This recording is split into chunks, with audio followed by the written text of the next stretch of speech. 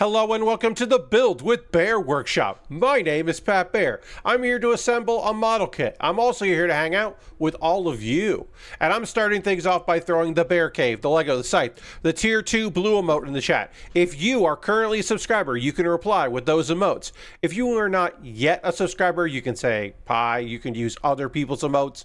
And if you feel like being a lurker, well, this is your opportunity to just lurk. That's also okay. Lashbrook is here. Hello, Lashbrook.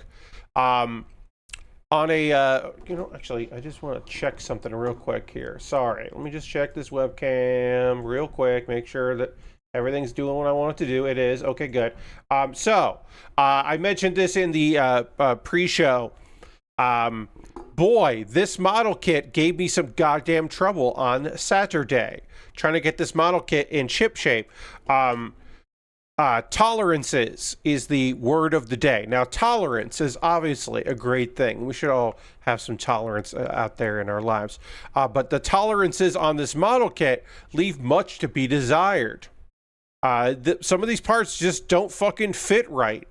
And they're a pain in the fucking ass. Trying to get some of these pieces, especially the waist of this kit. SNAA's The Round Table Knights Iron Sickle Kai. The waist on this goddamn thing just did not want to fit right and gave me all kinds of goddamn trouble. And now we're working on the waist and we'll be working on the side skirts. And I hope that doesn't give me trouble. We'll find out. Let's go over to the overhead camera here. As you can see, we got beginning of the front here. Lord Crashington is here. Welcome, Lord Crashington. And we got the back plate on here. This part removes. I don't know how it does, but it does come off if you want to plug something in there, a space for a weapon perhaps. But yeah, we're going to build these side skirts for this, and then we'll panel line the whole thing when that's done. And then I guess we could put the chest on there if we wanted to, which does fit in around these things there. So we could do that just to get like some semblance of this going. I literally have no idea how long it'll take to do any of this because these side skirts, the nice thing is we're building these side skirts from the ground up. We're going to be building there from scratch. So we won't have to, I'll be layering the plastic as I build it, and that might make things easier. It also could just be a goddamn nightmare, and I have no idea until we get there, which is less than ideal, but it is what we're dealing with. So, I'm just going to do my best. That's all I can do. We'll do one of these here, and then we'll put this one on the side, and we'll do all of D over here. Well, that's the only D piece I need. Okay, so I put that there. And then I need B. The last parts of B. We're almost done with a sprue on this, which is good. Because it means that we're making progress. There's my nippers. I was like, where did my nippers go? Be a real shame. I sharpened my nippers up, and they are working pretty good. I would like to get... It's on my list of things. So, the list of things that I would like to get is... sharpening this has certainly helped, but a new pair of nippers, some side cutters, some really nice side cutters. I kind of feel like it is a business expense, and also, as you're fully aware, I do this. I build model kits 3 times a week, so it's like I use it quite a bit, and so it would be nice to have something that is consistently sharp. So I am considering my options when it comes to doing a bit of an upgrade here. So I can't say for sure that's going to happen anytime soon, but I'm thinking about it. That's the only thing that I really need here that is purely a business expense for the stream. Is I would like a new nippers. Someday, it's going to be so much fucking money. Someday I would like a better camera. This camera, I believe, is 12 years old now. And it does its job. I didn't always use it. I used a webcam for a long time. But having a DSLR would, for my overhead camera would certainly be great, but that is a considerable amount of money. And I could use it for other things, but I don't really film. I probably just film with the webcam. The webcam right now is doing its job very well. I'm happy with the webcam. So I'm okay with that being what I use there. My for the overhead camera, the adapter for that is nice. The breakout box for that is nice. So that's going well for me. Like computer upgrades just aren't going to happen at this point. I've already done the upgrades I wanted to do. At this point, it would be pretty much a new computer, and that's not reasonable or feasible at this point. It's just in the realm of, oh, this YouTuber is this like YouTuber that builds stuff is doing a giveaway. I will enter that giveaway. Like that is where I'm at right now. Is the like, okay, well, we're at the enter this contest stage. That's just the reality of it. I don't got a problem with it. It's just where I'm at.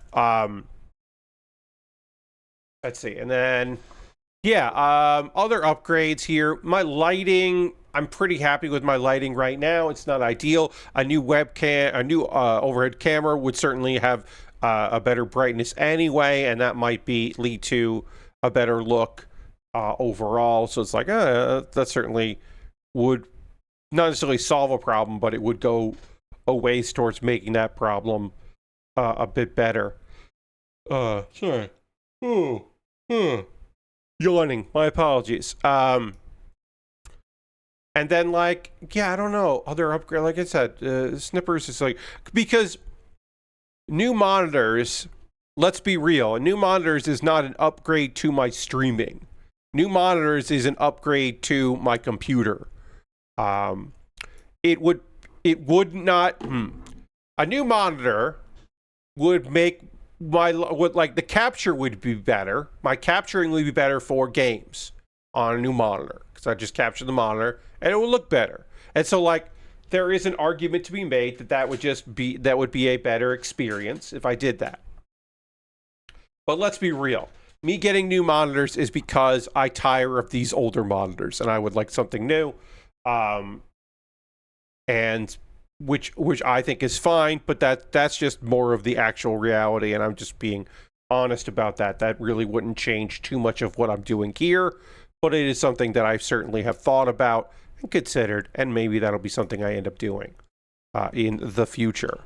But right now, I am thinking about getting a nice pair.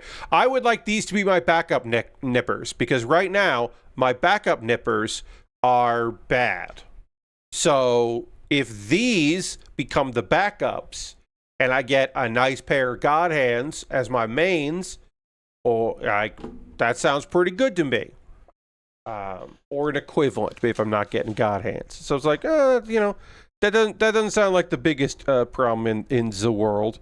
If I wanted to do that, I don't know if I want to do that, but it's certainly something that I can consider. All right, so where do you go? That doesn't seem right. Oh, it goes in like that. Oh, you go in there. I got it. And then this goes in like this. And there'll be something that punctures in there. So let's get K out here. Let's get a K. And we'll get K14, and then I need J15. So do K14 on this side. Okay. If you see me visibly move in my chair, it is because a thunderstorm has just started. It was not, it literally just began, and the lightning is, thunder, lightning, and all that. So hopefully, I'll knock on wood, no problems with the stream tonight due to that. No, anything like that. Hopefully we're cool. But also, if you see me reacting to suddenly a change, that is probably what I'm reacting to. All right, so then we just gotta cut down this. It's important to keep an eye on all of the various bullshit, any nubbins that appear. I gotta make sure I take care of those because they will just cause me stress. All right, so I need J15 and J14.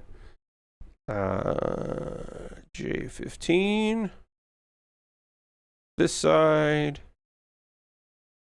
We're going to hit 90 for the rest of the week until we get storms on Saturday and Sunday to cool down a bit. Nice, yeah. Yeah, it cooled down. Obviously, sundown cools a bit, but also it did cool off a little bit because of the this storm coming through. Now, I don't even know how much rain we're going to get. I actually would prefer we don't get too much rain because we got rain last night, and I'm trying to do some lawn mowing tomorrow so I don't have to do it later in the week when it'll be hotter. But it feels like I don't think I'm mowing any lawns tomorrow, my own or my neighbor who I help out because they have been out of town. And so I've been taking care of their lawn for them for a fee, which is nice, keeps things going. I'm not going to, I don't like lawn mowing, but I like them. So they asked me and I agreed that I would give them a hand. So we're doing it. All right. So this needs to go into here. And then this goes into that. Oh. Doesn't really fit. Well, I think I'm doing this correctly. We'll find out later. I did something wrong, but I think I'm doing this right. And then this goes on here. All right. I got to start mowing at dawn to avoid the heat. Yeah, no, that's not going to happen. I'll just sweat it out and be annoyed more than anything. I prefer that over messing with my schedule. My schedule is important to me. Okay, so this is going to go on. We'll just put this one on here like this. It is the front skirt and the side connected, which is kind of cool looking. Might be a pain in the ass to put the leg on, but it does look kind of cool. Yeah, because there's not a lot of movement here. Might be kind of a pain in the ass to get this leg in once it has armor on it, but whatever. That is a future pat problem. So let's build the other one. And then we'll do some panel lining and get this looking good. I gotta do B1, B10, and D35. But yeah, lots of heat out there. It's okay.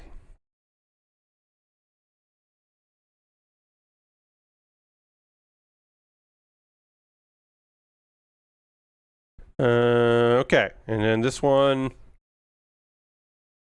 pretty much identical. All right, so we can do that. I need B1 and a B10. Get that going there. So far, none of this has been a fucking nightmare, which is awesome. And we're about to finish off B. B is almost done here. The last pieces out that we need for that. But yeah, go back to it. Other than monitors, I don't know what else I really need on this computer. Like, yes, a new CPU would be ideal and a new motherboard, and then, but like that's not going to happen. That is not a reasonable thing to want. So, unlikely. New camera. New camera is by maybe Christmas. Maybe Christmas time. I'll have money saved up enough that I can go for the new camera. That would be kind of neat. I do have a webcam as a backup emergency situation in case this camera decides to die. This camera here, if it decides it's not going to work anymore. The problem with that is that it like digital zoom isn't really much on that camera, so it would have to be pretty close, which would be bad. It just would look bad, but I can do it. I can figure it out. I still have stuff to make that work. It would be rough, but I can make that work. Okay, so it's going to go like this, and then this goes into this piece. And goes like that.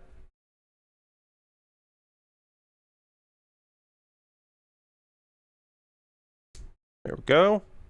Had to hear that snap. It goes like that. Okay. And then this goes in that. Then I make sure that there aren't any weird nubbins that are going to, any undergating. It'll get in my way. Seems good.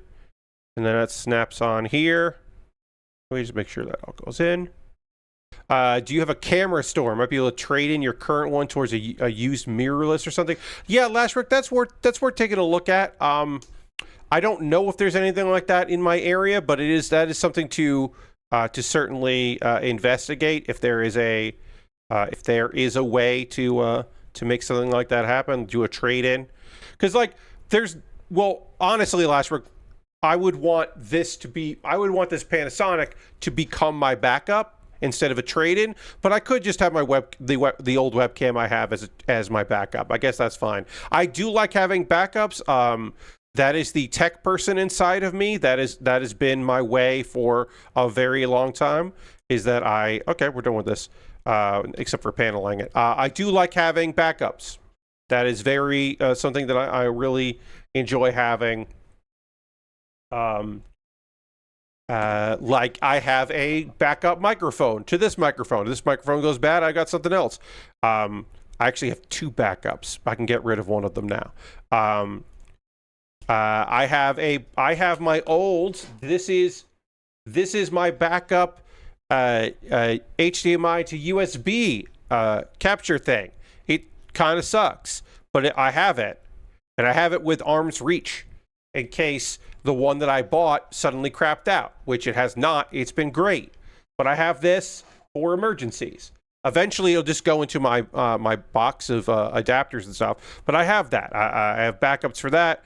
I have a webcam that I could switch out this webcam or this camera up here with, which is nice. I don't have two, so if both of them went at the same time, I would have to go with no webcam because the overhead camera to me is more important than y'all seeing my face. I've realized I've never done a no cam stream, but I certainly could. I could just do mic only stream if I wanted to. But it feels weird because you'd still see my hands. So haven't had the desire to do that, but I could at some point. But yeah, I like having backups. So a trade-in, I don't know if that would appeal to me necessarily. I mean, honestly, well, I couldn't. That's true. I'm talking myself out of this part. I was like, honestly, I'd love to get rid of the spare webcam I have, but I don't want to because I have this webcam, and if something goes weird, I need to have something. I could always pay for overnighting, just not have it. That's the problem. If this goes like during a stream, I kind of just have to end the stream or do something else. I just have to like pivot because my other webcam, like, that's not something I can just get set up right away. Like, I have to get out of the chair, I have to go get it, I have to bring it over, I have to get a different adapter. Well, same. I would have to lower this by quite a bit, the arm that I use to use the new to use that webcam and swing it over. It would be a lot. It would not if like the webcam or if the camera suddenly didn't work and I had like a day to figure that out, or like an hour and a half to figure that out. Like I would say an hour and a half would be all that I needed to get that switched over and set up. But I couldn't do it like while I was streaming. I think that would just be a ridiculous thing. So I'd have to be like, okay, well, can't build anymore. So I don't know, let's put on a video game and I'll deal with that later. Not ideal by any means. Not what I would call a cool plan, but if I gotta, I gotta, you know, rolling with it. I don't love that. I much prefer to just have plans and make good on those plans. But if I gotta roll with the punches and make it work, I do have the training for it. Years of training, both improvisational training and also technical know-how and all that. Speaking of technical know-how, I'm going to run... So, as some of y'all know, I actually don't even have this photo here. Let me get the photo. 404ing it returns a week from... literally a week from tomorrow. Let me get the photo I need for that so I can show that off. And download it here. It's in slides. 404ing it. There it is. 404ing it, breaking down the internet, returns on July 21st, 9 p.m. Eastern. And I have been prepping for that. I have been prepping to get that stuff ready. I did a bunch today because I had some time today to dedicate to that. I'm using different tech than I did at the live streams when I ran them, or not the panels that either got recorded or were live streamed, or both. For that, because I was traveling, I just did a PowerPoint. Now, if you've ever embedded video into a PowerPoint, you know that you're ending up with a very large file because they're not reference videos, they're embedded videos. And so that was always kind of a nightmare and kind of tough. And sometimes I would have things where I'd have to like reduce the quality of a video because it was so big, and or edit the video so I only used part of it. It was kind of a nightmare. What I always wanted to do was to use, which is not meant for this, believe me, but you can make it work. I always wanted to use VLC instead, but I had issues with, I wanted to like have the projector be considered a second monitor or an extended monitor, and that was always kind of a nightmare to get to work. But I can do that with my monitor set up here at the desk. So I'm going to use VLC to run the show. Now, if I had a Mac, I would just use QLabs, which is an overpowered software for what I'm going to do. And if you're not familiar, what I'm going to do is I'm going to show videos, and I'm going to have some photos. I could also have audio clips. But yeah, I'm just going to do them in VLC and then just like have the image and then just capture the image and run it in there. And I'll be able to scrub through the video if I need to, which was always pretty difficult to do in PowerPoint. It got better over the years. I pushed PowerPoint to its limit for what I was doing. And I always looked for the PC equivalent of QLabs. And what I always saw was, well, there isn't really, but you can kind of make VLC do that for you. So I'm going to be running that. And it's very fun to get stuff together.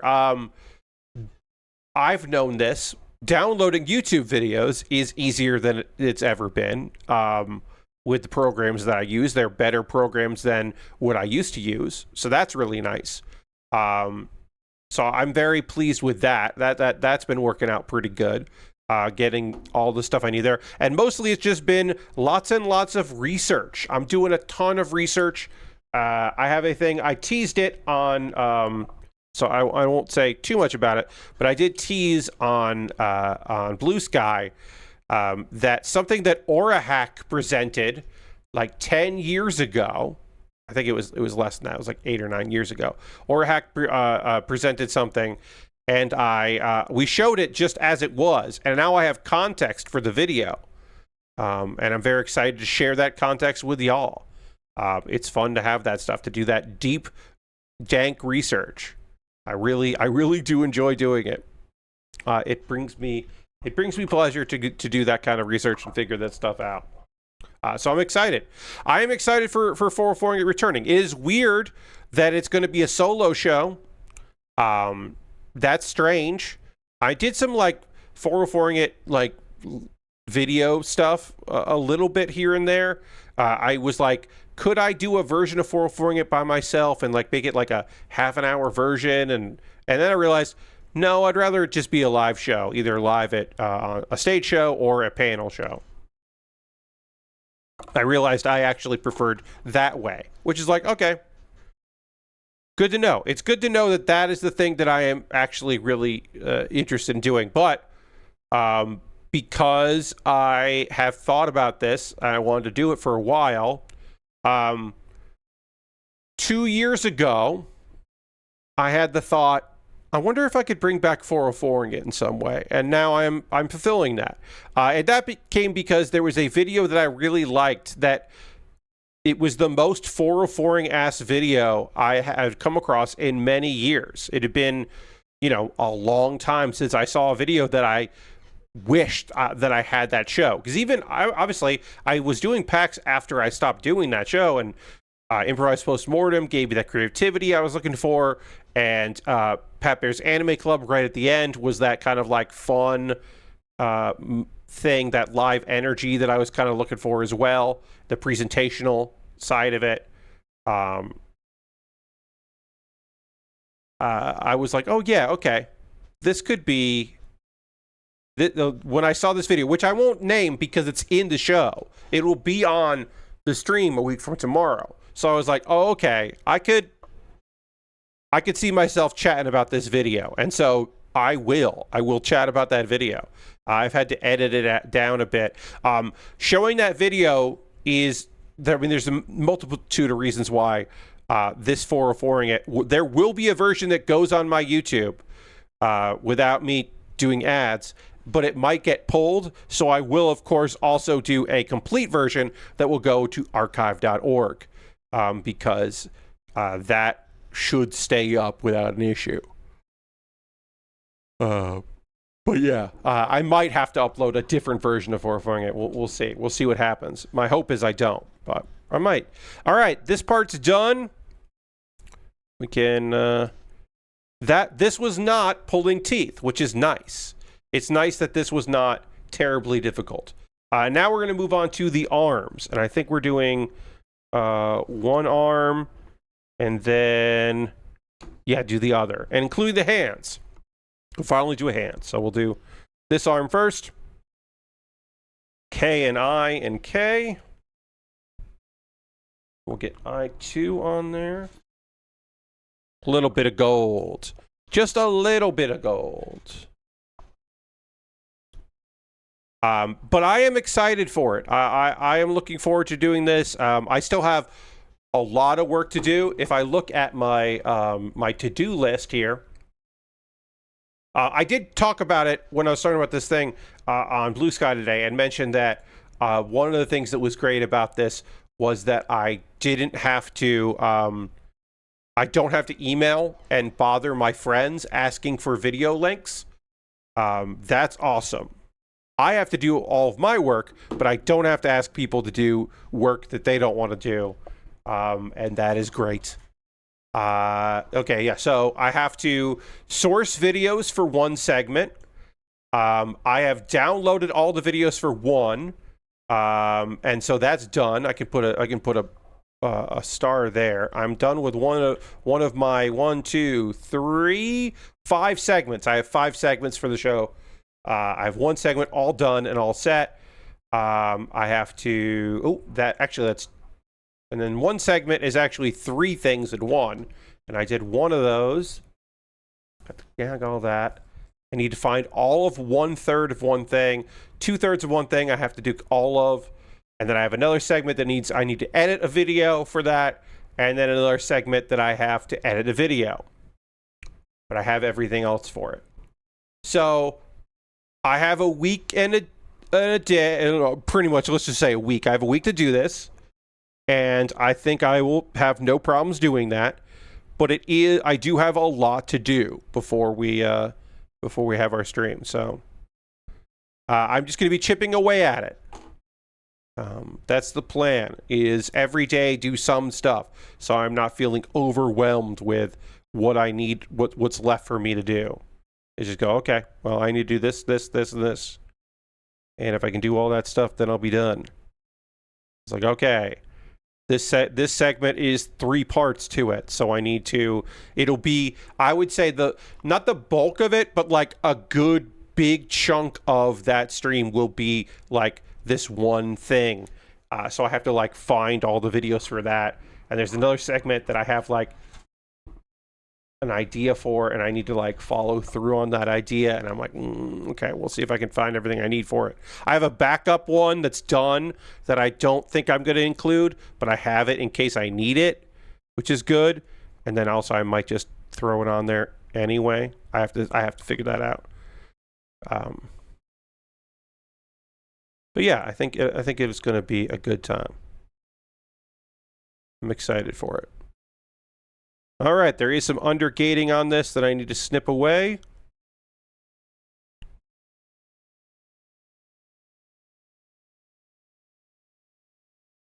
Okay, that is K9, and then I need K8. A lot of this armor has undergating, which is not terribly surprising, considering who made this and the price for it. It's not the... I'm not, like, shocked. Like, oh, yeah. I missed some stuff on this. Okay, so then...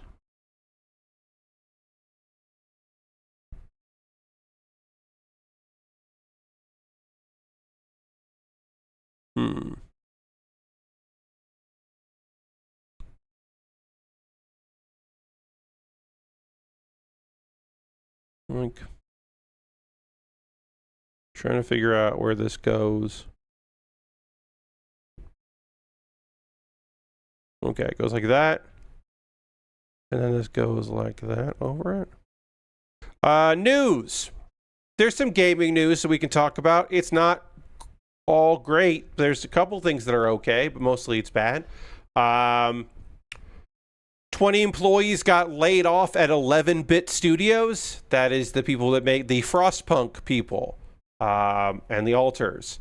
They explained. They made a statement. Align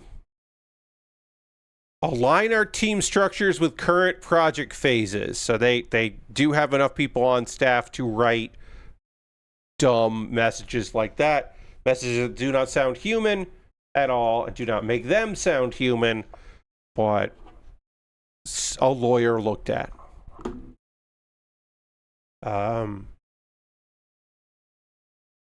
This is the third set of layoffs in 3 years. Also, obviously, success and failure don't mean anything in today's gaming world.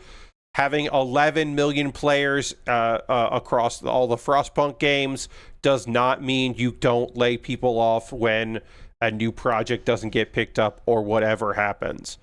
11 million players does not mean 20 people can keep their jobs.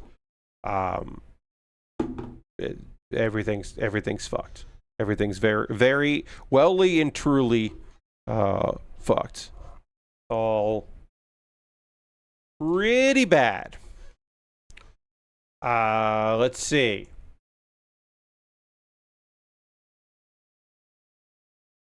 Build a Rocket Boy. Man, I gotta tell you folks, I did not think that I would be talking about Build a Rocket Boy here again.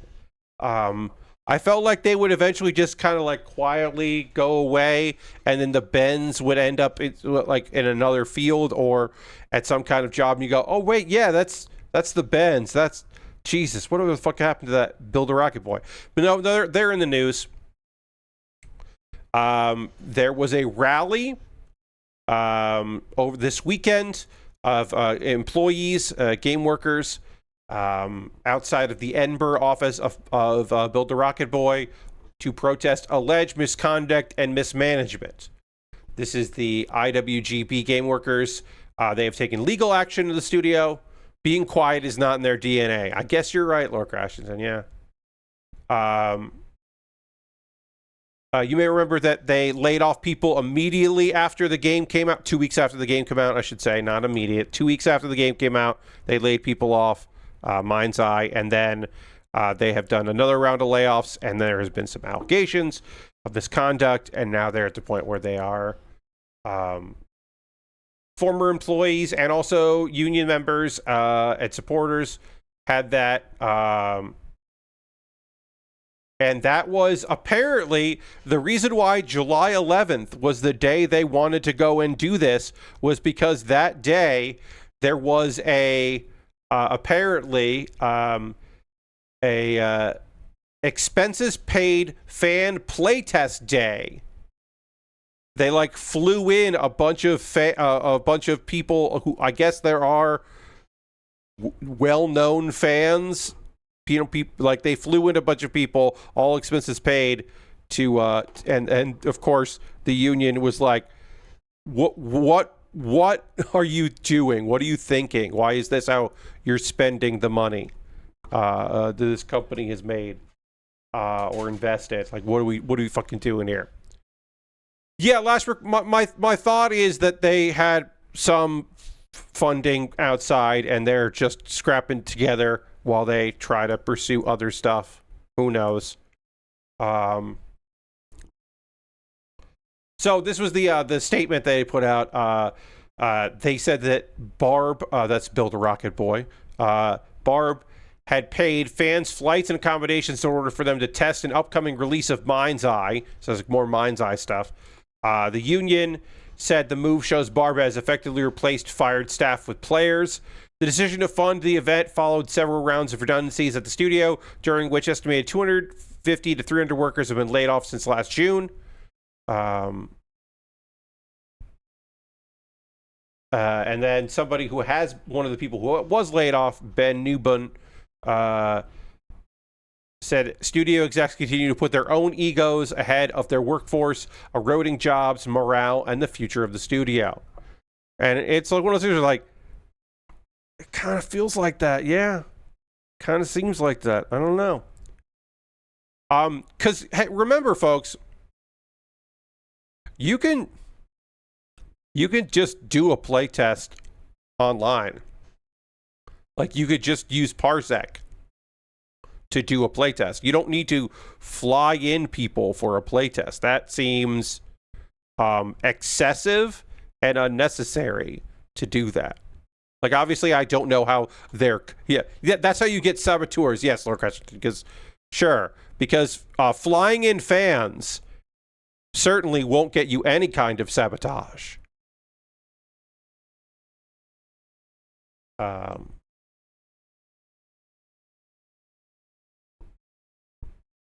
Yeah, it's a fucking bummer. But again, I did not think I would have more to say about those folks, but I did.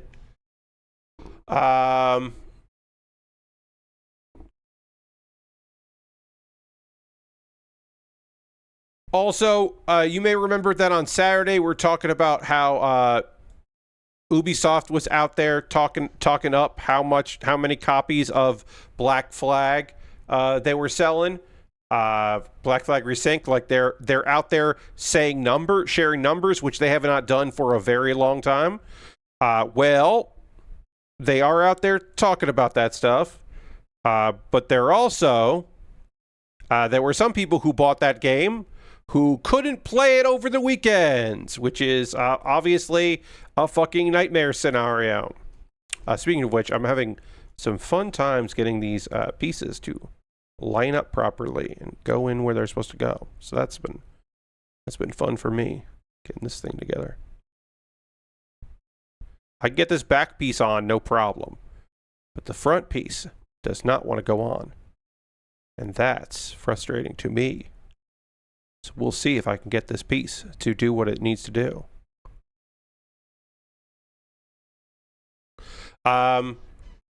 So players took, so basically, Ubisoft Connect on PC went down, and you need that to play the game. Or any other Ubisoft game. Like, shit did not work. Okay, so you can see this, we can literally watch this in real time, what's happening here. I go to press this in, and it pops out. And I don't know why, and I don't know what. Like, this should just slide right in. Now, it's possible, I can take this other piece off. It's possible it fits on the backside and I put this together wrong. It's totally possible that I did this wrong. So we'll try it on the other side and see if it... Okay, it does fit like that. So, can I do...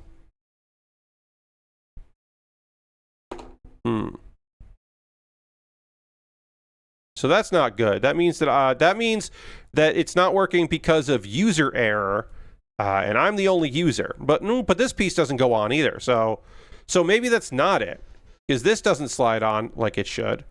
But it's, oh, yeah, no. It bounces out. So I don't know.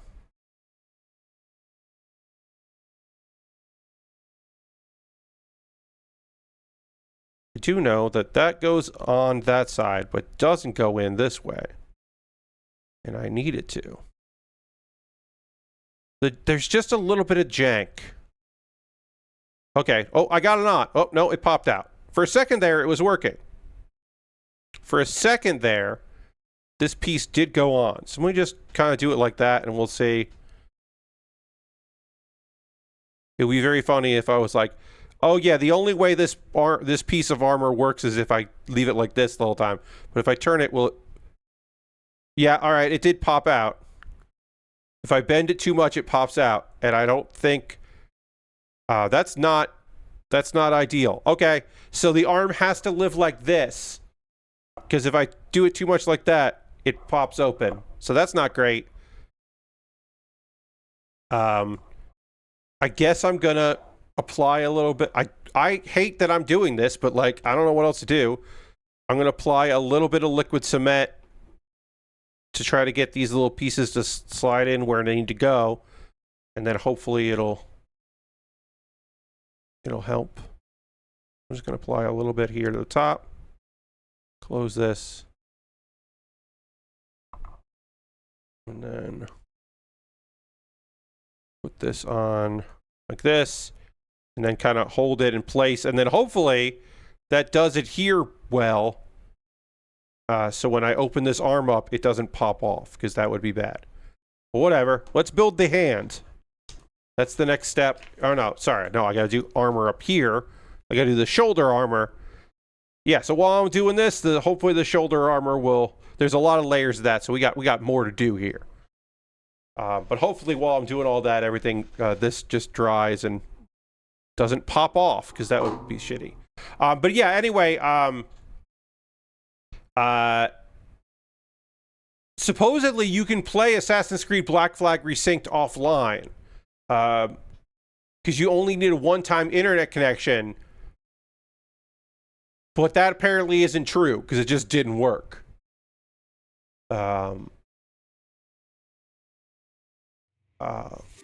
Thank you, Nathan. Nathan just subscribed with Prime for 46 months. Thank you very much, Nathan. Let's roll a Bear Cave Lego site. Tier 2 Blue Emote in chat. Thank Nathan very much for the continued support. Thank you, Nathan. Appreciate you. Very kind. Continue to help me out as I'm doing stuff. Apparently it didn't last that long, but it did go for part of Saturday, which sucks because people were buying the... And also, while that happened, you could still buy the game on storefronts and then just not be able to play it, which sucks. There's just no way that doesn't suck. Even if it was just for a couple minutes. It's like, oh, let me fork up all this money. Oh, it doesn't work? Oh, cool.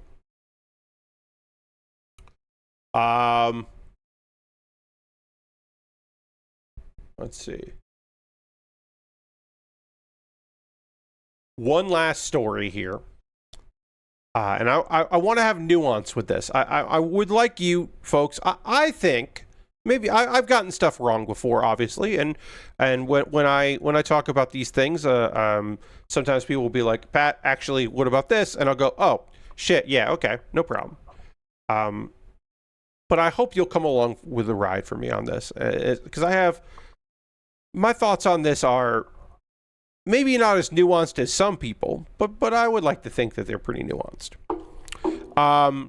The folks at Games Done Quick really fucked up yesterday. To pull back a little bit, Summer Games Done Quick ended, and it seemed very good success. I've watched a few videos. It was a fun time. I did not watch much live, but I never really watched much live. Seemed to go very well. People were pretty enthused. I know a few people that volunteer for it. I know a few people that did some presentations for it, that were guests on some streams. Overall, it seemed to be a good vibe. Now, a thing to remember about GDQ is there is Summer Games Done Quick and Awesome Games Done Quick. But there's more. The last couple of years, they've done some showcases live in front of an audience at PAX. There are events that happen, smaller events, things like Fatal Frames, or sorry, not Fatal Frames, Femme Fatales is one such event. But there are numerous events that happen throughout the year that are outside the Summer Games and Awesome Games. They're just like a lot of opportunities for smaller events. But they also do like shows. They'll do like weekly shows and stream off it. And then whatever subscription or ad money they get coming through that goes towards whatever cause they are raising funds for that day. Often Doctors Without Borders. So that they do quite a bit that way. And I've always found it to be pretty cool. And apparently yesterday they just put out the message on Blue Sky. They're like, hey, we're live. We got this sponsored stream. And it's like, okay, well, they're going to make some money. Like the money will go to charity. So cool. All right. Well, it's neat that they're getting some sponsors. I'm glad they didn't do this during the fundraiser, but they're doing it now. Like, oh, okay. It, never ends. But it was about Metal Slug. In honor of the anniversary of Metal Slug, they were doing a thing. And at first glance, if you don't pay attention to certain things, you might not know who makes Metal Slug or who is in charge. They didn't start doing it, but who took over the license years and years and years ago of Metal Slug. You might not know what company does that. And if you do know that it's SNK, you might not know much about what SNK is up to because that's not something you pay attention to. You might not be aware at all that SNK is majorly owned by the MISC Foundation, which is part of the fund that is owned and run by the Crown Prince of Saudi Arabia, and is part of their numerous dealings with in the game space. SNK is just an early example and seems to be one of the companies that they really take a vested interest in. Some companies they just own a portion of, or they have investment in, and they don't really do much at all. And then some companies, it seems like they basically completely run. And this is one of them. Which, of course, they're looking at maybe or the acquisition of Electronic Arts will make their SNK business pale in comparison. So you might not know any of that stuff. And, with an open mind, I'll say, you probably don't know all of that. People at GDQ fucking know that stuff, right?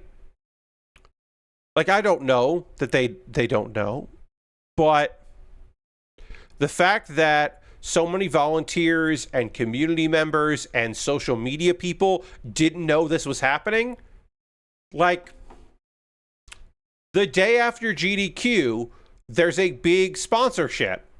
That's something that gets brought up in conversation. That's something that gets, talked about, in my opinion. I don't know the inner workings of this organization, but, that feels like a thing that comes up in conversation. Gets discussed at some point or another. But this was a thing that completely blindsided the community. And speaking of community, people were fucking mad about this shit. Rightfully so. In my opinion, completely justifiably pissed off about this. That we're like, hey, this sucks. This is against the values. A thing to remember is while GDQ is not explicitly a queer event, speedrunners, volunteers, organizers are. There is a unbelievable number of folks that consider, so much so that Florida became out of the question for doing it. That it was oh yeah, we can't. We just can't. We cannot do Florida.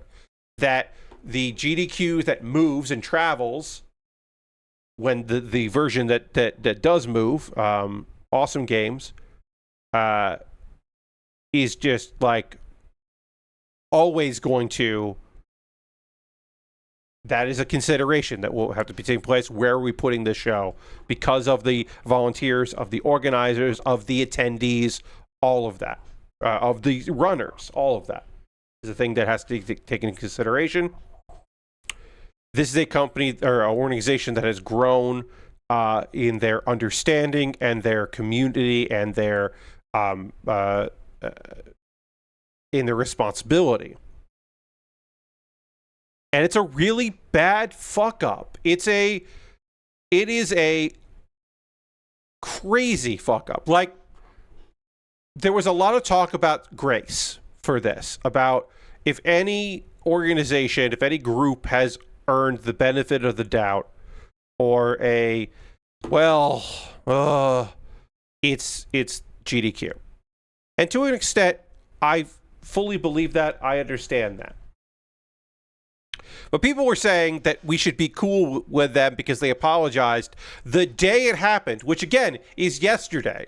And I got to tell you, friends, from my perspective, as just someone on the outside, I should say I have participated in one GDQ online event. It was not a Games Done Quick.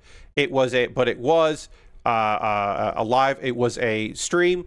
I did participate in one stream, I will say that. As someone that has participated in one solitary stream, I am speaking from somebody that is just a supporter of the cause, someone that has donated money in the past. They really fucked up, man. They fucked up real bad in a really stupid, preventable way. Like, you don't have it set up, like, you going in and deleting comments, like, that in the chat of it, like that's just, you knew. And it's either you didn't think people would react the way they did, or you didn't think that you thought it was worth it. You thought it was worth rolling the dice on it and seeing what's up. Now, to their credit, canceling the event or the sponsorship as it's happening, saying you will not take any money from it, reaffirming your commitments. All of these things are good. There's a statement, we will not accept funds from the sponsorship or continue to work with the sponsor again. GDQ is committed to supporting human rights and inclusivity, and we recognize this partnership conflicted with those values. We failed to conduct the level of review our community should expect from us, and that was an oversight we deeply regret and take full responsibility for. And again, I say, how did it get there, man? Like, to me, again, from the outside, I have no inside information on this. I only have outside information. How do you fucking get to the approval process on this one? How does it get that far? How do we get here? Like, what the fuck? What the fuck? How does this even fucking happen? Because I don't know. I don't have the answer to that.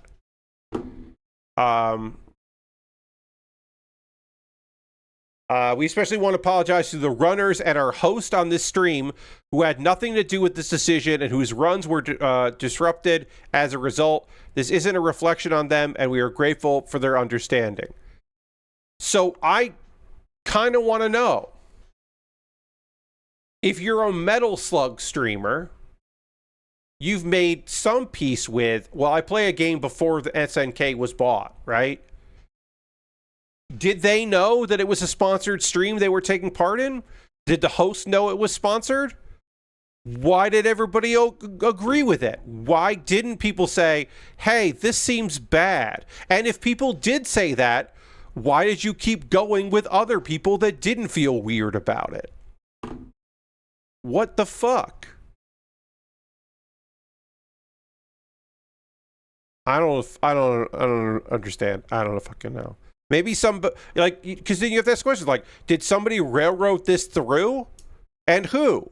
And do they get to keep making decisions like this that affect so many people and the reputation of the organization? Like, is somebody going to get fucking fired for this shit?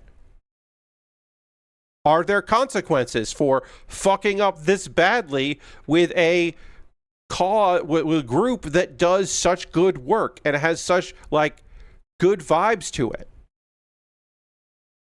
I don't know. It's just like it is a fucking own goal. It is just like unbelievably stupid that this happened. It is a complete and utter unforced error that we're here even talking about this. Should be fucking talking about GDQ having to apologize for taking money from Saudi Arabia, from the Kingdom of Saudi Arabia. I should be clear. When I say this, I'm talking about the Kingdom of Saudi Arabia. I'm not talking about Saudi Arabians. I am making the distinction between the two because there is a difference on there. And I do understand that. But taking fucking money from SNK. Because, like, on paper, if you extrapolate a lot out of it, you're like, oh, a company, as part of celebrating their anniversary, wants to showcase speedrunners on the channel. And, like, they're going to, like, we're going to be able to, like, raise some money.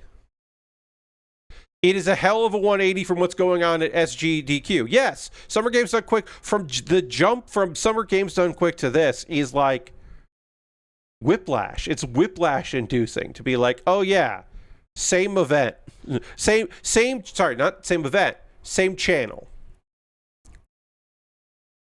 It's just bonkers, man. Because, like, okay, and then obviously I shouldn't have to say this part, but I will say this part, and I included that in my thoughts on it yesterday on the Blue Sky. It was even streaming on SNK's YouTube channel because it was a sponsored thing, right? So of course it was. To me, it's just like, obviously, people were furious. And so they were reaching out to people they know, streamers that were unrelated with it, people that have volunteered.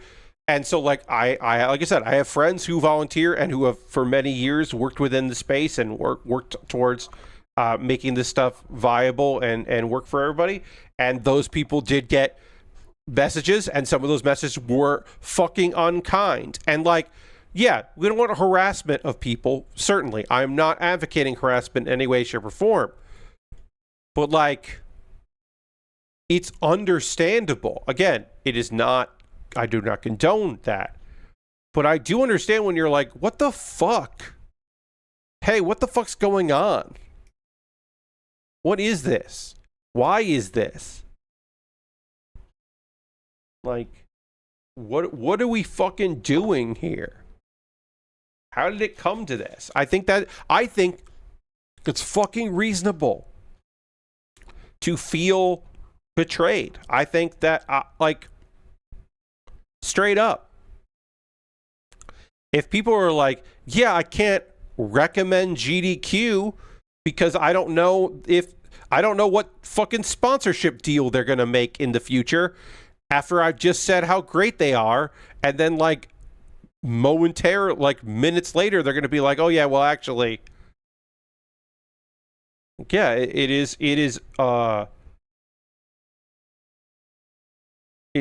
would be crazy to not be like,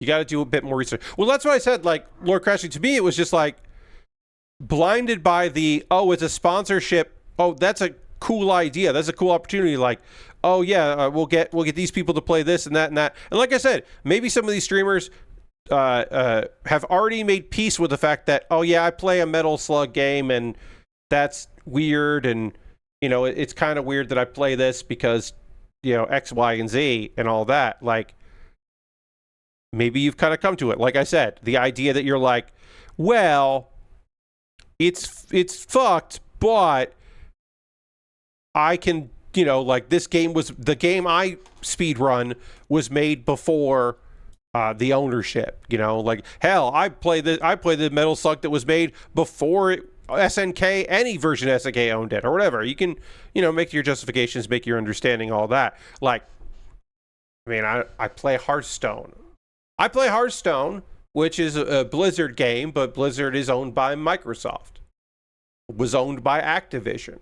I am not without fault. If people don't want to watch my Hearthstone streams because they don't want to support Xbox in any Microsoft in any way, shape, or form, I totally understand that. Completely understandable. Completely reasonable. It is a thing that I continue to do. But if that is a point of contention with people, I totally get it and respect it. I think SNK is a bit different. Yes, Chibity, I did. I ended up having to trim this piece here. You can kind of see it from the head there now. There is still a little bit of a gap. I ended up having to trim the connector piece because it was too long. So much of this kit is dealing with parts that just aren't quite right. Especially on the waist, or the bottom part of the chest. The bottom part of the chest here, this part here, all of this was just completely, like, slightly wrong. Like, every piece was slightly wrong and required a lot of, like, scraping away and trimming down. It is a cool looking kit, but this stuff just does not snap on, and that is probably up to just how long this company's existed and all of that. Like, tolerances are a little weak. They're not perfect. And as somebody that builds primarily and almost exclusively Bandai kits, it's like, yeah, I gotta expect that now and again. Some of it is, oh boy, the weight, that part of the chest was incredibly frustrating. The head I solved off stream. I was just like, all right, let me just trim a little bit more. Yeah, I mean, that's gonna be the problem. Like, sometimes the fit is just not gonna be good. And the inner frame kind of worked, so I didn't recognize that was going to be happening until I started working on the rest of it. The waist here wasn't too bad, and the arm here had one part that didn't go together well that you can kind of see. That's not great. I'm going to sneeze. Hold on. I muted. I got the mute button in. But yeah, this part isn't great here. It's not a deal breaker, but it's not ideal that is not lined up quite right. But you won't see it too much, so it's, like I said, it's not a deal breaker. On certain angles, it looks bad, but whatever. It is what it is. But I did manage to get it, and then I just want to see if this is even gonna. Oh yeah, that will fit. Okay. That should fit, I should say, because we're not done yet. There's more to do with this kit. We still got to do more shoulder armor. And we'll come back to the shoulder armor that we still have to do after the pause for the cause. Hello. This is my opportunity to talk to you, friends, about ways you can support the channel and what I do here. And everything I'm about to talk about is optional. You're under no obligation to do any of these things. But if you would like to, I would love that. It'd be neat. First and foremost, if you're currently a subscriber to the Build Bear Workshop, you can throw the Bear Cave, the Lego, the Scythe, the Tier 2 Blue emote in the chat. Being a subscriber is the easiest way to support what I do here. Through Cash Money or your Prime Gaming token. Let me just move this out of my way here a little bit here. Subscribing, like you could do like Nathan did and use Prime. If you have Amazon Prime link with your Twitch, you get that token. You can use it on anybody, and if you want to use it on me, that would be great. You're already here on Twitch, so you could also gift a sub to somebody in the community. You could be the first person to do that this month. You could also, if you wanted to, throw some bits my way. Cheer. That's another way to support what I do here. These are all optional, of course. Over on my Patreon, patreon.com/PatBear. That is another way to support what I do here, if you would like. Over on the Patreon, there's a $1, $3, $5, and $10 tier. and there are different rewards for the different tiers, consider joining me on Patreon. I can say that over on the Patreon, my $5 and $10 my $10 patrons will be able to vote on what I do after this is done. I don't think I'm going to be finished on by the end of Thursday's stream, but I will do a poll just to see what I do, and it'll be on deck and ready to go. I think maybe by the end of Thursday I'll have finished this, but I can't tell you for sure because I don't know. I definitely won't be done today. Yeah, take a look at that. I have a YouTube channel at youtube.com/PatBaer. Over on my YouTube channel, you can, of course, subscribe for free, and please do. I'll talk about a video I just put up in a little bit over there. And then you can also become a member for $2 a month. You join the membership, and you get my Wednesday videos on Tuesday. I do a weekly Wednesday series. And so tomorrow, you'll get a message with the video that other people have to wait until Wednesday to see, which is pretty neat. Those are monthly ways to support me. If you just want to throw a dollar in the old tip jar, you can do that through my PayPal or my Ko-Fi directly. And everything I make through direct donations through YouTube, which includes AdSense, so watching my videos does indeed help me out, through Patreon and through Twitch, all goes into a fund, and from that fund, I pull money out to buy model kits and Lego sets. So that is, again, another way to support what I do here. This kit I pre-ordered because I was interested in seeing what it was like, and I was able to do that. So we just got some gifted subs. Thank you so much, Shibbity, for gifting some subs to Tater Brain Pod and Ground Flyer and K-Biz Foges and Tattle and X Chris Flip. Thank you very much to everybody. Enjoy those gifted subs. Let's throw the Bear Cave Lego Scythe and thank so much, Chibbity Crockett, for the gifted subs. It's very kind of you. I appreciate that very much. That's real nice. Then we got ourselves a hype train coming through, which is cool. But yeah, that's very, very kind of you. I appreciate that very much. Yeah, that helps me keep the lights on and keep the things going. So I appreciate you for that. Let's see. Where was I? Oh, yeah. So I have a backlog of stuff that I'd be happy to work on. If you would like to buy something for me to build, you can go and check out my Amazon wish list. Over my wish list, there are model kits and Lego sets, inexpensive things, expensive things. I recently added the Batman, Superman, Batmobile Lego set, which seems really cute. But there's a bunch of things there. Some stuff very cheap, some things very gosh damn expensive. Like, goddamn, the Barbatos Lupus Master Grade someone is selling that for, Bandai is selling that for $80. $80 for a fucking Master Grade. Now, that's a very detailed, cool as hell looking Master Grade, don't get me wrong. Big old sword on that thing. But that's a lot of fucking money. I don't expect you to buy that. But it's on the wish list. I don't know. People have sometimes bought expensive things, so I keep them up there. We'll see. But yeah, don't worry about that stuff. If you want to buy something for me to build, but you don't want to go through Amazon, I have a wish list on Throne. That is my alternative to Amazon. It's nice to have alternatives. Take a look at that. And then if you want to support me financially, but it needs to be complicated, involve a lot of steps, well, you can always go to USA Gundam Store and buy a gift card. If you buy a gift card, they will send you an email with a gift card code, and then you can send me a whisper here on Twitch or a private message on Blue Sky or Mastodon with that gift card code.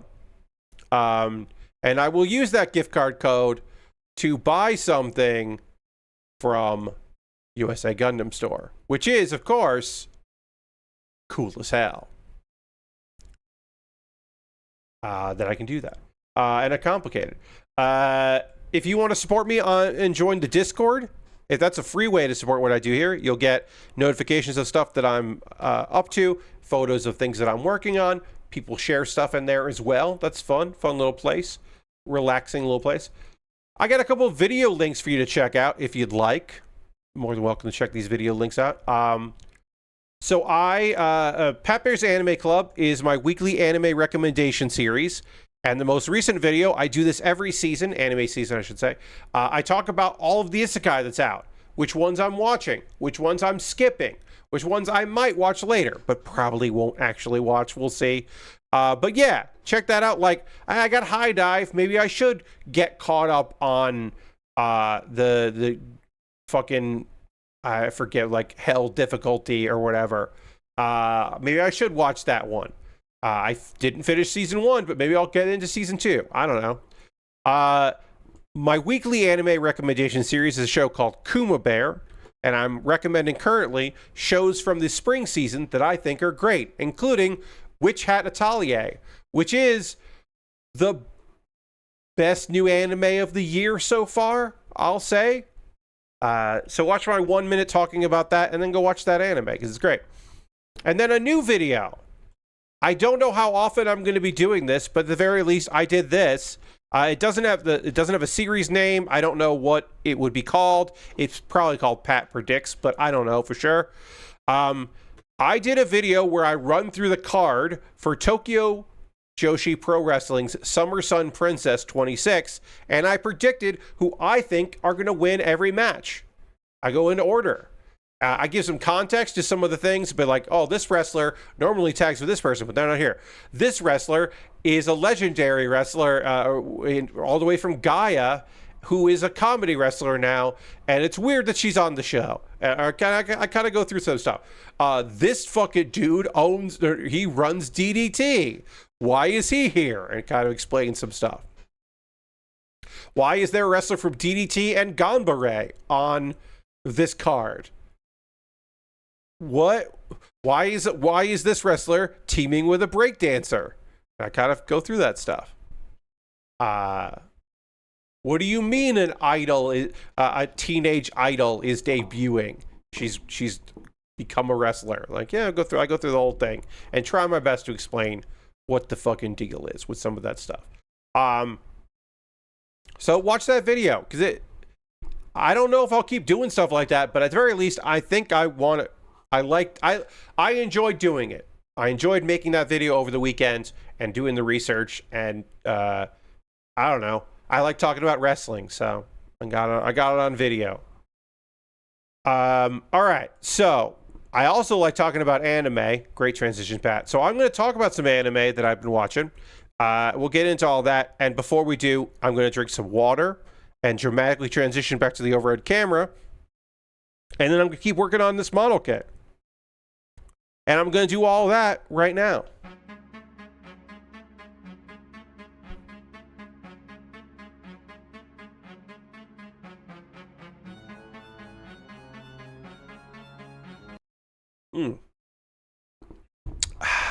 All right. So, episode 2 is Spark of Tomorrow, and I'm going to talk about Goodbye Lara. I was talking a bit about another isekai series that I liked the manga of, but eventually got rid of, the Rear Guard, World's Greatest Rear Guard. I forgot how quickly, because of course an anime moves faster than the manga, it adapts more chapters. I forgot how quickly that one got like, I don't really like this, so I gave up during episode 2, and I was like, What are people I was like, well, what are people recommending that I haven't watched yet? And it turns out people think Goodbye Lara is pretty cool, and minor spoiler, I agree with them. So we'll get to that in a bit. But let's start with Spark of Tomorrow. If you missed me talking about the first episode of Spark of Tomorrow, this is a period piece. It is set in the early 1900s. In an alternate reality where the age of electricity hasn't really hit. Everyone is stuck on steam power. But there's this mythical thing out there that exists called the 20th Century Electrical Catalog.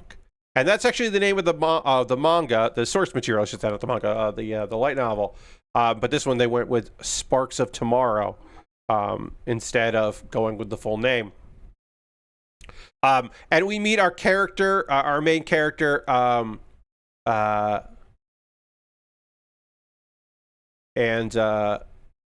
basically they kind of made the the 20th century electrical catalog. It's two brothers made this thing, and then one brother ran away with the fucking catalog, which is a nightmare. So our boy Kihachi has been just kind of like really disillusioned with the whole thing, and he still thinks electricity rules, but his brother like really fucked him over, and so he's kind of just been disillusioned with the idea of making anything ever, and making his dreams come true in any way, shape, or form. Okay, this piece is not fitting in right. I go to push it in, and it is not doing it.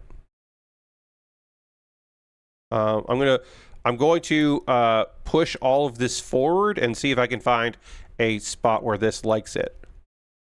I'm also going to make sure this is G213. I'm going to make sure this is G213, and that I didn't pull out the wrong one.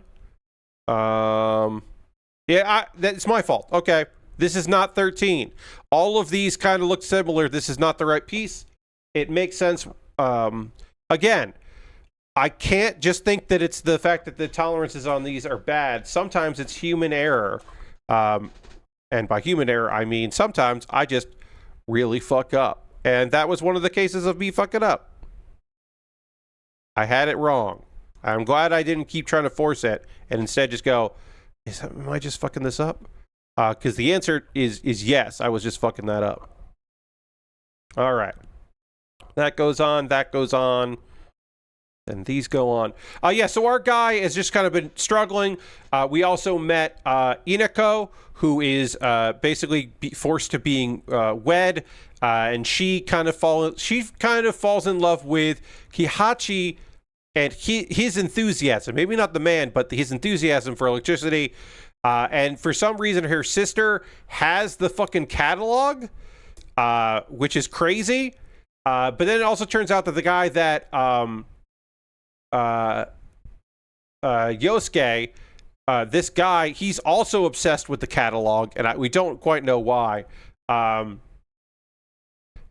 he's got a butler, Izo, and eventually the butler attacks Inako and Kihachi, and they take back the electric catalog.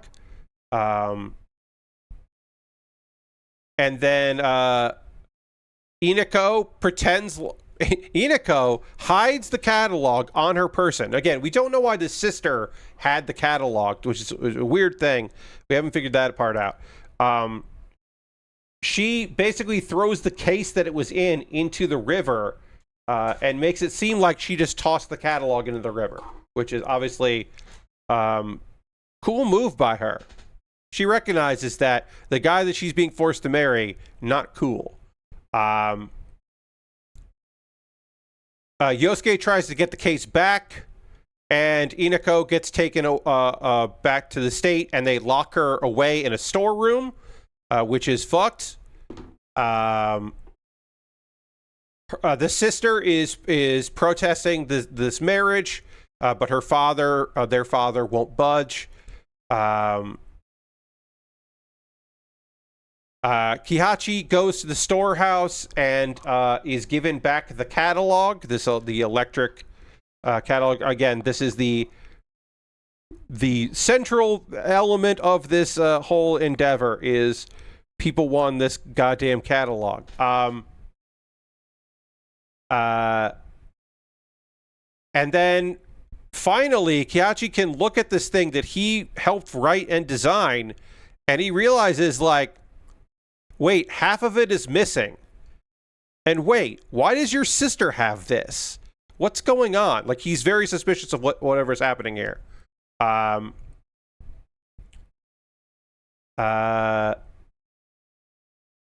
there's no time for that because he's basically like, hey, you don't want to get married. I want to support you in the fact that you do not want to marry this dude.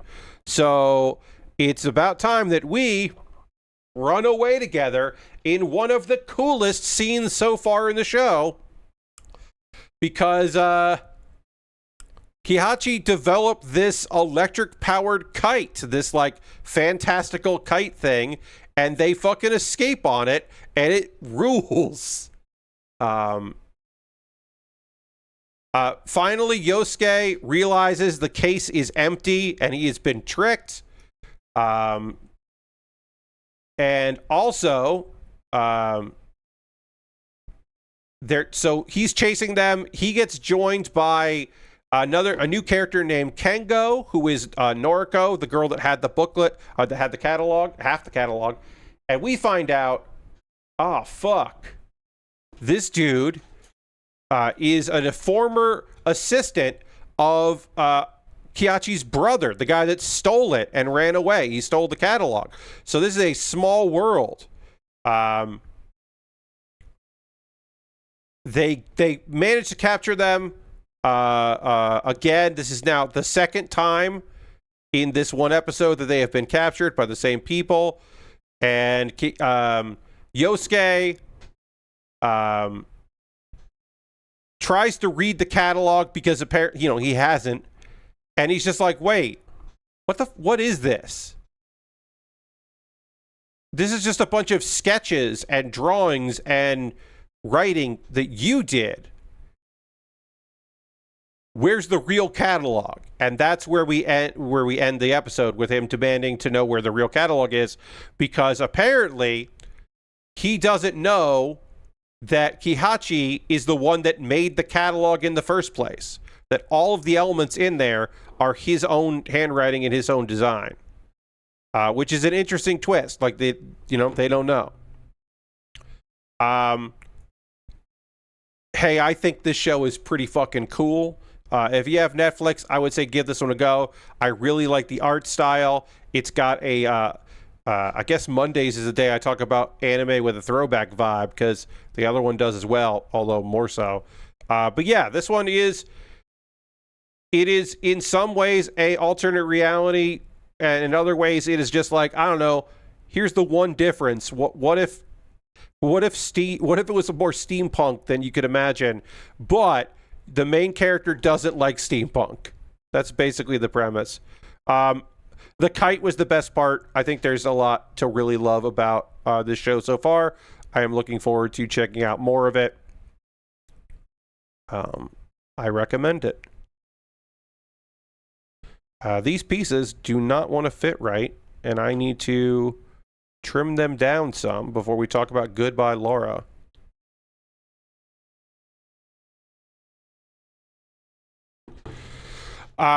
Goodbye Lara has a fucking amazing art style. This is an incredible looking anime. It is a throwback in nature. It is by Kinema Citrus, the studio. Kinema Citrus, which is not super well known. They have done some things. There maybe Black Bullet. A lot of the stuff they do is they did Made in Abyss, right? So like that's the biggest. This is a gorgeous anime. Because a lot of the stuff, like, is this order a rabbit? Is it like, it's cute, but it's not like gorgeous. There's nothing beautiful about that anime. It's nice to look at, but it's not gorgeous. Also, they've been stuck for the last several years making Rising of the Shield Hero, which they didn't do the first season. They did the second season, which is bad. It looks terrible. Season 2 of that show looks terrible. Season 3 looked better. But they've kind of just been doing Shield Hero. I mean, they're doing another season of Shield Hero next year. They did My Happy Marriage, which some people like way more than I did, but I can at least appreciate. Anyway, Goodbye Lara is an adaptation of The Little Mermaid, and not the Disney version. It obviously is an adaptation of the Hans Christian Andersen Little Mermaid. And it is pretty fucking crazy. And like I said, a good throwback. I'm only going to talk about the first episode. There are 2 episodes out right now. I've only watched the first one. I will watch the second one and probably talk about it next week, I imagine. But I am interested in this. We do find out the year that this is taking place. The first scenes of this anime take place. Oh, almost done with this here. Okay, sorry. The first scenes take place in 1777. I wrote it down because I was like, that's cool. We meet a new the birth of a royalty, because again, we're doing stuff here in Little Mermaid. So we meet a Little Mermaid girl named Lara. The Sea Witch Grace, a few years after her birth, is just like, hey, Lara is like, I have a prophecy for you, King Rowan. Lara will destroy this kingdom in the future. That is the prophecy. Which is, fucking rough. That's a rough discovery. Nobody's really thrilled with that information. We find out that, hey, humans and merfolk not allowed to commingle or meet each other. That is a rule of the kingdom. I'm sure there are other rules, but that is the one that is strictly enforced and important to this story. Necessarily the other rules aren't as important, but that one is very important. You can't hang out with humans, which is a shame because Lara really wants to know more about humans. Very much interested in humanity, but obviously has gotta play by the rules. And then, of course, years later, when she's a teenager, she comes across a burning ship and a human prince that she saves. And of course, she was just, instead of that, she was supposed to let him die and obey the rules. So she goes to jail. She gets imprisoned basically for disobeying the rules and helping a guy out. Can't help humans. Also, again, there's a whole prophecy and all that. And so I'm sure she gets, a little more scrutiny than other people. And then the Sea Witch, who is also her aunt, Grace, shows up, and she's just like, hey, I mean, if you want to go be with this human, I can give you a potion. It will make you human for a while. Now, it doesn't do it for that long, but if you want to temporarily be a human, I can make that happen. And she's like, hey, just so you know, unless you find true love, you're just going to die. You're going to turn into foam. You'll just become a big pile of foam if you can't find true love, which is a wild thing, like, to tell someone. These caveats are crazy. What are we talking about here? Like, oh, okay. So she still drinks the potion, knowing all that. And Lara goes to live with the prince, and to see what being a human's all about, and all of that. But she also becomes a mermaid at one point. At one point, she turns back into a mermaid and is betrayed by the prince. Now, this is all pretty quick. This is all like set up more than anything else. Like, this could have just been the whole series, but this, instead of this being the series is what comes after this, right? So like, it moves pretty quickly. She gets betrayed, but she's still like, well, I do think that was true love. I do think I did find it, and I understood a bit about what love is. Okay.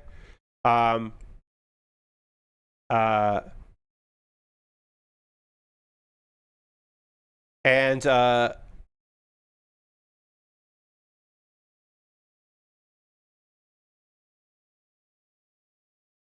she ends up, like, she doesn't disappear into foam though. And she goes back home to find it that it's been destroyed. Everything has been doomed. The prophecy did come true because people found out that she did break the law and became a human to go live with humans, and they did not like that, and it led to destruction of the whole kingdom, which seems weird that all happened. Like, how they find out, what do you mean? But we don't know. And so she runs into her dad and proclaims that she will someday save them. And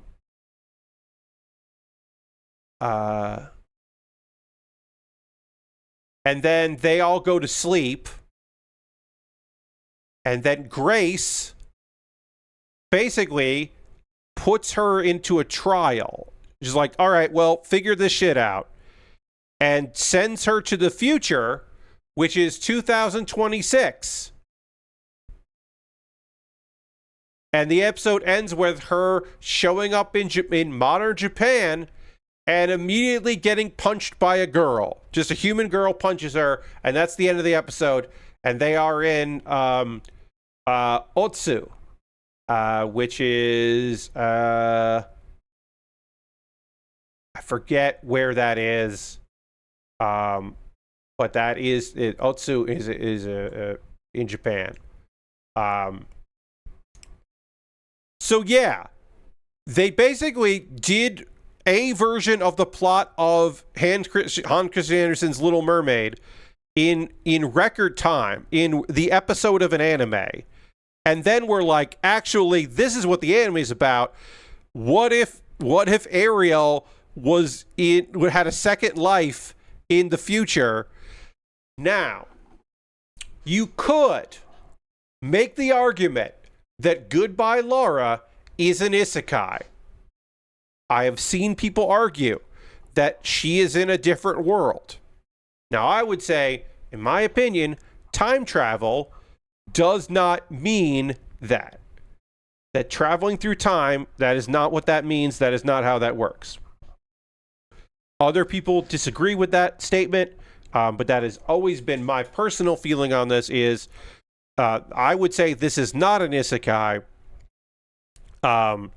because it's the same world, it's just the future. And to me, the future is not a different world, it's a different time. But again, that's just me. I'm sure other people have other thoughts on that one. All right, so I want to build a hand that can hold the weapon because we got weapons on this kit. Got a big sight. Excuse me. So I want to say that I want to build a 14. Yeah, I want to build a 14 because I think I'm going to build a 14 and see if this hand can hold a weapon because I think it will. But anyway, I am very much interested in learning more about this show. There is a second episode, as I said. I haven't watched it yet. I will watch it. And next week I'll talk about 2 episodes because I'm thinking I'm going to keep watching this one because, like I said, it goes places and I am interested in seeing where that shit goes. Because it seems pretty neat. Goodbye, Lara. And again, gorgeous looking. Real throwback energy. Very happy that this studio gets to do something cool and doesn't have to just keep making. I mean, they are, again, next year that they got another season of it. They are also still making Shield Hero, which, again, they got better at. Season 2, Shield Hero, did not look good. They had another studio doing the digital effects, and it's very clear that it was a 2-studio, and neither studio was doing a great job. So... all right, this is tiny. I don't know if the scythe will fit in this hand or not. I should actually look to see if it actually even tells you like what. All right, so yeah, it is this hand. I have to open it up and then Supposedly the scythe will fit in this hand. I might have to modify it because who knows, but supposedly that'll do it. We're done with one of these arms. Now I'm going to panel line this. I'm going to use my black marker, my gray marker to make this look really nice and cool. While I'm doing that, if you would like to tell me what you're up to, what you got going on, over the weekend, what you got to look forward to this week, I always love hearing from you about those things and things, games you've been playing and all the like. I will say that I did a D&D one-shot yesterday, and I was very happy about that because it's been quite a while. The collective that I belong to has kind of taken a long hiatus. And there was like several offshoots, and a few of us were kind of waiting to see like what was coming to that. Now there's a new collective group with new kind of like organizers, and it's been great. And I did a one-off with pre-built characters. I played a dumb ghost was the prompt for my character. And it was basically I guess the class like we used classes. It was a very light D&D kind of style campaign. And so I was basically like a warlock, but also I was dead. It was fun. But that was the prompt for my character was dumb ghost. And I was like, okay, I'm a dumb ghost. Sure. So I was a dead warlock that was pretty dumb. My choice was that I kept finding notes, and it became very clear, but in talking with the DM or the GM, that the notes were left by me, but I didn't recognize my own handwriting, so I didn't know they were from me. It was a fun little character. That was a good time. So I did that, and I had a fun time with that, and hanging out with some people. It was nice to play some D&D and chill out with folks. Last night I watched Sendai Girls had one of their big shows, and that was really fun. Two girls from the UK, Sapphire and I can't remember the other name, but they tag team under the name Hyperactive. Two girls that are really fun. They have joined Sendai. They have joined the team instead of just being a temporary there for a little while. So they're moving to Japan and focusing on wrestling for the company, which is fucking rad. That's cool shit. I really do like Sendai Girls. I think it's a great promotion. And it has been neat to watch their big show. It was fun.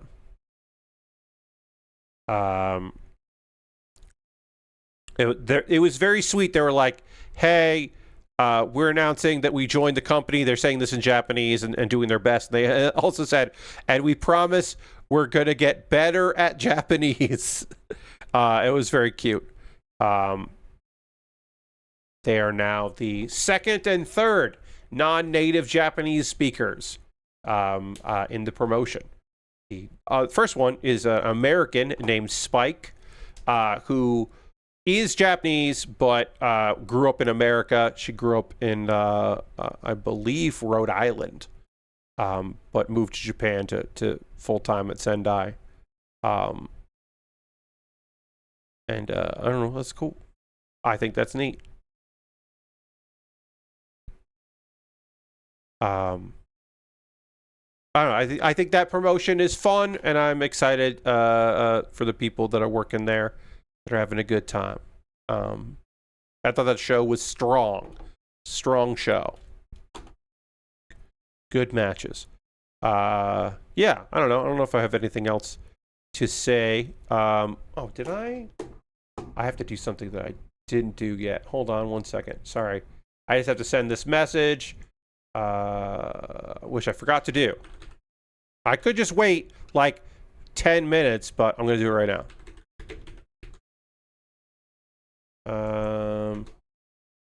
Yeah.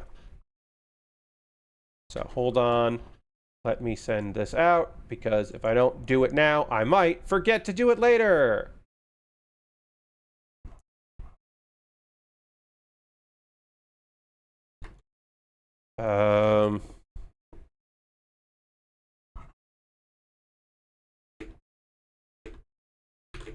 Sorry, I'll be back with you in just a second.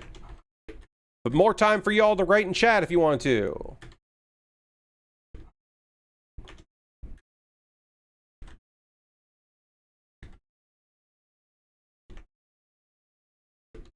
Okay. All right, sorry. So I did that. Also, welcome Alpha 2 to the Discord. That's cool. Just saw that because I sent a message to the Discord. Happened to notice there was a notification. That's fun. Welcome. Welcome. I'm going to give you the Garfield salute. One of my favorite. Just like top 5, top 3 emotes in Discord is the Garfield saluting. This is very, very versatile. All right. I'm almost done here with this hand panel lining. I will say, we got some time left in the stream, but I'm feeling pretty productive today. Far less frustrated than I was on Thursday or Saturday, so that's nice. There is like this one part here that doesn't look great, but other than that, this looks pretty rad. Looks pretty good. We'll clean it up here, and then we'll attach it to the arm, and then move on to at least starting the other arm. We didn't get a lot done. We got the waist done, and we got one arm done. This just had a lot of armor to put on. So on Thursday, which will be the next model kit stream, I'll do the other arm, and then start working on the legs, and then the weapons. So I definitely do not think I will be finishing this up on Thursday, but I do think I'll finish it up on Saturday. So,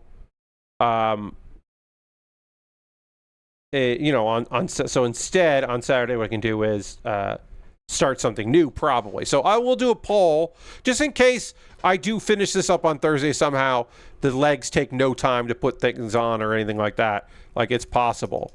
I think it's unlikely, but it's possible. So I'll put a poll up probably tomorrow about what I'm going to do, you know, what I'm going to build next. And my hope is that the options I pick are all pretty easy, because this has been a little frustrating. So I'm going to pick some kits that shouldn't give me too much trouble.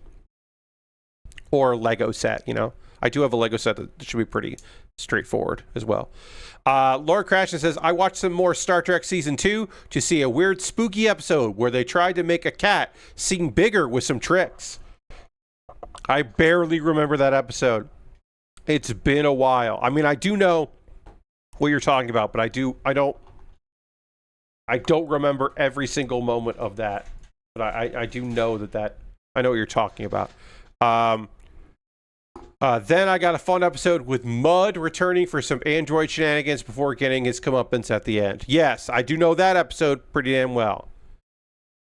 Yeah, like when the fine folks at Nextlander started doing their the Watchcast stuff for season 1. I had watched season 1 of Star Trek not too long ago, so I didn't rewatch anything. And then season 2, I also didn't rewatch anything. But I am rewatching when they resume season 3. I will rewatch those because it's been a very long time. Season 2, I started rewatching that and then kind of bounced off of it. But goddamn, season 3, I just have kind of memory hold. So for me, it feels important to go and like actually like go over that stuff because it's just been a really long time. Wait. Oh yeah, this is the wrong piece. I had this on the wrong way. Gotta fix my mistake. They show their alien forms at the end. That was surprising to see, little goobers. Yep.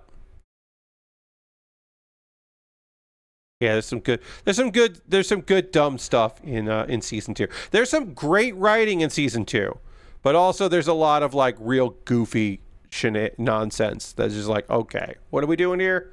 All right, I guess. But there is also some heart in season 2. It is definitely better than season 3. I would argue that it's better than season 1, but I know some people would say season 1 is superior because there's a joy in them finding their footing and figuring out how to make Star Trek.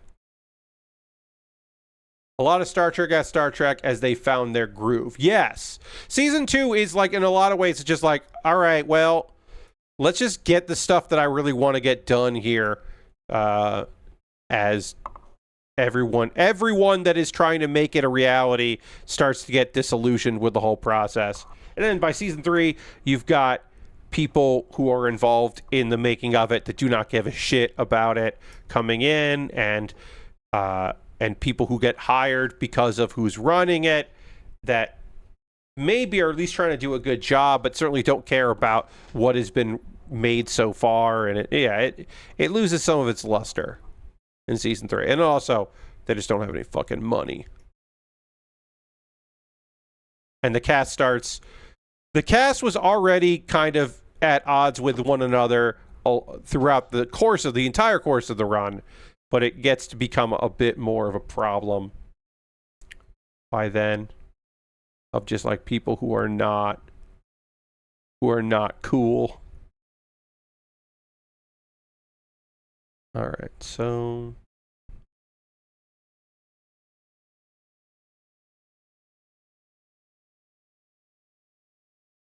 okay, so that goes in like that, and that goes in like that. For obvious reasons, Lashbrook rewatched In the Mouth of Madness today and watched for the first time Hunt for the Wilder People. It was a really fun movie, but I kind of wish the first act setup was longer to give us more time to care about the circumstances. I will put a link into chat here to a website called Pop Heist. They are a pop culture website run by very fun, cool people, including my dear, dear friend, Brett White, one of my favorite people in the world. Brett,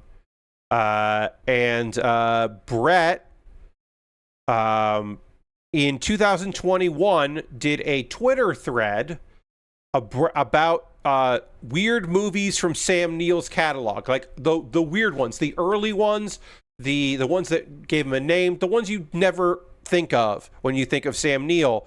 And he turned that thread into an article. And I think it is a fantastic thing to look at for some deep cuts. Sam Neill was a hero and my friend Brett's first celebrity crush was Sam Neill. So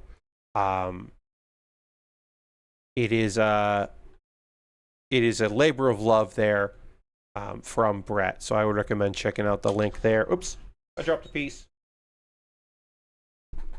Weird. Oh, I found it. I'm gonna get it.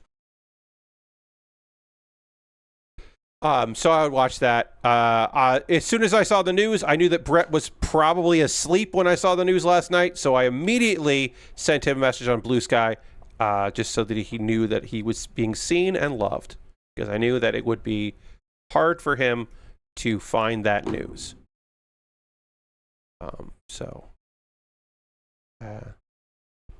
Yeah. Sam Neill. Incredible actor, and by all accounts, from everyone in this industry and just New Zealanders, family, friends, acquaintances, just a fucking great guy. Just a great, great man. So, yeah. And very silly and fun. Just also, just known for being a real good time. A real good hang. And, but yeah. He will be certainly missed. Yes, he did. He had beaten cancer, and this was unfortunately him, losing that fight. All right, so this arm just completely collapsed on itself as I was trying to connect it here. So this is a problem for off-stream Pat Baer. Off-stream Pat Baer gets to fix whatever the fuck's going on with his arm here. So I will do that off camera. But we did get a lot done here, and so I will count this as a victory. And on Thursday, we will resume working on this other arm. But as I said, this connector just came apart, and so that's going to be annoying to deal with. but the arm and the waist are done, and they're looking pretty great. So I'll take that as a victory, and then we will continue to build on this on Thursday. Heard you saying good things about how the build was going. Indeed. Yeah, it caught me lacking. All right, so the thing is, friends, is that even though the stream is over, we got to go raid. The party's not over. We got to go find somebody doing cool stuff and go spend some time with them. So we are going to do that. And while we do that, I will remind you that my next stream is tomorrow at 9 p.m. Eastern. And no, it is not a model kit building stream. On Tuesdays, I do something else. So the thing I'm going to do tomorrow is I'm going to play some Dwarf Romantic. And I'm going to use the very fun DLC for it, which is the medieval DLC, which changes how the map looks and how the tiles look. It's very cool looking. That is DLC pack that I did receive a code for, which I will, of course, stress and make sure everybody knows. So yeah, consider coming to that tomorrow at 9 p.m. Eastern and checking that out. It's been a while since I streamed Dwarf Romantic, a game that I really love. And it's been a while since I got a chance to do some fun stuff in there, so we'll do that. And then, of course, also, we're going to raid Mary Kish. Thank you very much for coming along on this raid with Mary as she plays some cat mail. And then also, hey, I'll see you soon. I'll see you tomorrow. Maybe I'll see you Thursday. Thanks for being here. Talk to you soon, everybody. Goodbye, everybody. Goodbye, goodbye, goodbye, goodbye, goodbye, goodbye, goodbye, goodbye.